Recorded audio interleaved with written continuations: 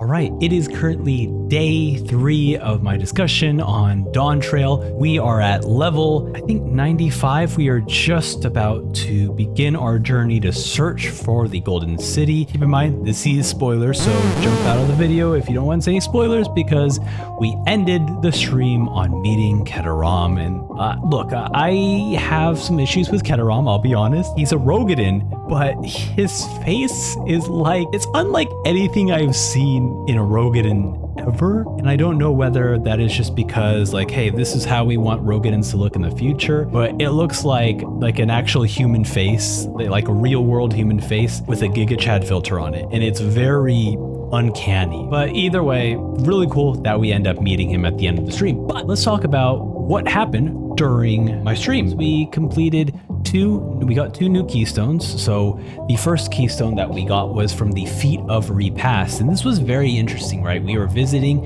and look, I'm going to be butchering these names a lot, but the Catmen, right? We went to the Catmen Society, and essentially the X-Brawl, right? I think it's called the X-Brawl. Essentially, they wanted us. It's very funny, right? They're like, they waited for everyone, right? So even though Valgarmanda was released by Baklu Jaja, he still had to wait for us because the actual competition for this feat required us to be in teams, so everyone had to wait for each other, which is very funny. And it ended up being like a cooking thing where we had to cook this very specific dish, which name I'm going to mispronounce, so I'm not going to even attempt it. But this dish was meant to represent the peace that was brought by Gorlo Jaja between the X-Brawls and the Mamujas.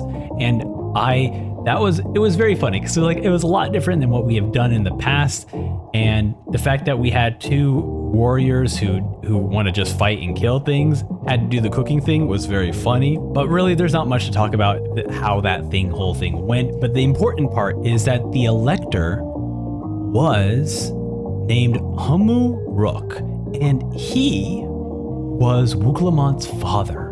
And I think that was such an amazing reveal, because you know, we have moments where Wuklamant would mention that oh yeah, I've been abandoned by my family. She doesn't know who her family was. And when Mamook was talking about him also losing a daughter who would have been Wuklamant's age at the time, and she fell down one of they call it cenotes, which are these sinkholes, and he couldn't rescue her. And it wasn't until Gorlo Jaja was able to rescue her. And weird thing is that the Elector was like, okay, then I'm just going to give you my daughter and let you take care of her. And for him, he was like, yeah, my daughter died when she fell down the pit, and now this person's not really my daughter. But either way, he had very confusing emotions to it.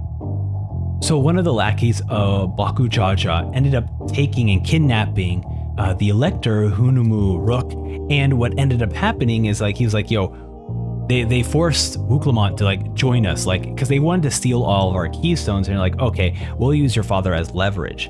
And so, you know, right in the open, in the middle of this battlefield, they're like, yo, this is your father, and if you want to rescue him, then you have to give us all your keystones. And then what ended up happening is it was this amazingly epic fight scene between Baklu Jaja and Wuklamant, and we got to be as Wuklamant, and it was so much fun.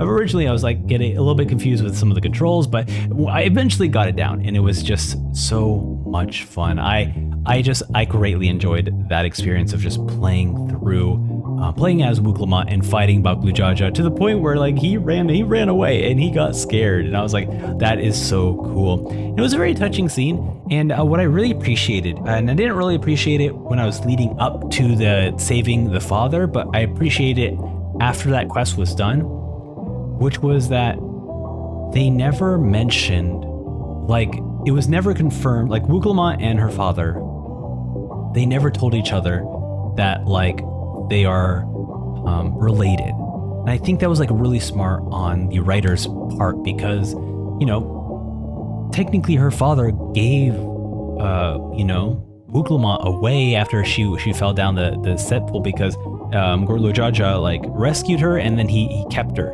And the Elector knew this. He knew this, and he still didn't want to, raise her daughter. He's like, oh, you're gonna be raised by someone even better.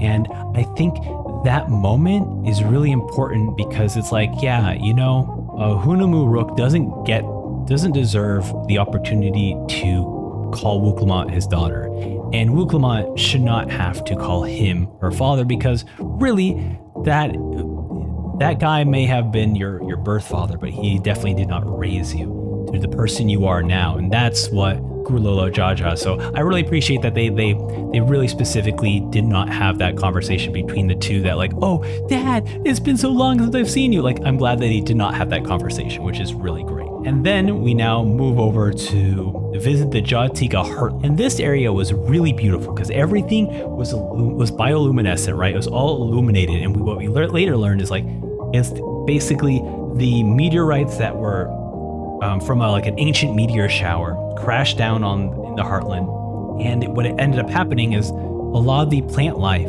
that use ether as using this very specific type of ether that was emanating from these meteorites were able to cultivate. But what ended up happening was it also led to a lot of other crops dying. And so a lot of the people in Mamook, which is the main town in the Heartland, where all the Mamujaws are from, they wanted to find a way to live on the surface.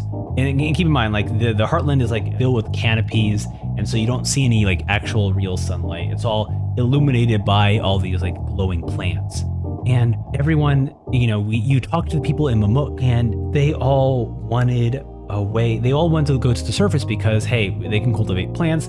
They could have more like sunlight. They had all these reasons why they wanted to move up. And what we ended up doing was we were like, hey, Conan was like, hey, I'm going to send you guys seeds from Charlian that can strive in this environment so that you guys can have a flourishing place where you not only get to have your trades open up by trading seeds with other things that are very valuable in the Heartland, as well as being able to cultivate your own crops so that you can grow and flourish. And the reason why I'm talking about this moment here is because for the longest time, when we first enter Mamook, everyone was silent. No one was talking to us because they did not want to talk to outsiders. And it was because of their blessed sibling zealotry. And essentially what that was is that they believed that the only superior race was the Mamujaws, and specifically the two-headed Mamujaws.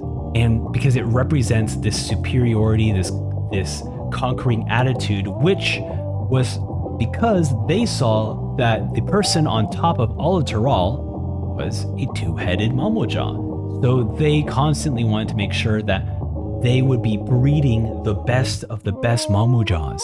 And a lot of that was the two-headed Mamujas. When we learn about the blessed sibling, Baku Jaja actually tells us this backstory. He basically asks us like, hey, do you know why we have two-headed Mamujas? It's because they constantly are killing like babies so that eventually they can create a two-headed Mamuja. Like it's basically like if you're not two-headed, you're dead. You're not two-headed, you're dead. Like essentially they are constantly trying to breed the best of the best. And it's like a horrifying scene. It's like straight up horrifying scene. And one of the greatest moments with obviously with Wuklamant as well, she is like, hey, like this is horrifying, this is awful. I want some way to help you because it sounds like you're suffering and you no longer want this like traditional religious practice to keep occurring. And then also we had another amazing moment where we were about to fight the shade of Gurlu Jaja, because if you can't beat him, how are you expected to take his throne, right? When Wuklamant joins the fight and he's like, oh, you want to fight, you're going to lose, yada, yada, yada. The lector's like, you're going to lose, ha, ha, ha, whatever. And then Conan joins. He's like, I'm joining the fight with her. And then the elector was like, no. Only one elector can do the fight at once. And then Conan does it in the most dramatic way possible. He throws up the keystone tablet and he shoots it with his gun. He's like, all right then, I'm not a claimant anymore. I'm going to fight with her. And then that moment was like, yeah, he gives this whole speech about how like he is now behind Wuklamant 100% because he sees the true future of Taral through her because of everything that he got to experience working alongside her, which was absolutely wonderful, so brilliant. And then we get obviously an amazing fight with the entire party here fighting against Grululaja to finally get the final keystone for us to be able to go to the City of Gold. And that's really it. It's a very short video. Like I said, there wasn't very many crazy things occurring. We had like 2 awesome, really cool fights happening between, surprisingly between two-headed Mamujans, which is very funny. But yeah, this was once again, because like, you know, in day 1 and day 2, there's still a lot of new things to explore, a lot of new things to see. But here, even though we visit Yogg-Tarahl, and Yogg-Tarahl has absolutely, the environments in Yogg-Tarahl are absolutely beautiful, from the amazing rainforests to the dark bioluminescent plants. There was so much to explore in Yogg-Tarahl. It was just such an amazing place to visit, and so drastically different than anything else we've seen. Like continuously, they are continuing to impress me with the way they've designed all of their environments. It's really, really cool. But yeah, that's it for today's discussion video. It's really short, but that's just because there wasn't much to really discuss about it. Just because, you know, everything was like pretty quick. It was only a 4-hour stream or something, and we just completed 2 keystones. But yeah, thank you all for taking time to watch this. I guess we'll see you tomorrow, or I guess see you later today for our day 4 stream and for a day 4 video. Okay, goodbye now. Goodbye. Bye bye.